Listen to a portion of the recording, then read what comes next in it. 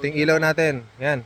Legit to. Ang maganda dito solar nga yan solar. So dalawang binili natin. So pag hindi na ginagamit ng umaga, pinapaarawan ko lang ng ganyan. Ayan, so pwede siyang mag-charge siya sa likod, oh. Basta may araw, tutok nyo lang sa araw. Ayan. Pwede nyo paarawan muna habang di ginagamit pag maliwanag. So mamayang gabi, may laman na naman yan ulit. Pwede nyo siyang i-charge via USB Type-C. Ayan, oh, dito.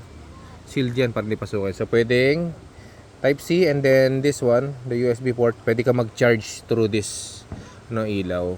So ang galing din, no? Control power tapos yung change ng temperature, change temp. So legit to. Guys, mahabang buhay, promise talaga, hindi ako nagbibiro. So ang lakas niya pag gabi. Bili kayo guys, waterproof. Kahit umulan kagabi nabasa, hindi naman pinasok. So ayos, oh. Tatlo yan, tatlong boto niya. 1, 2, 3. So lakas, oh. Yan, so meron din yung pang iba ng ilaw, kung ibang mood. Kung gusto niyo yung orange, meron din. Siya ay merong 4,500 ata na mAh. Basta ganun, 5,000. Basta ganun, malaki. So bagay na bagay sa camping, lalo sa gantong lugar. Warsan, hindi siya sponsor pero laking tulong dito sa camping. So guys, bili na.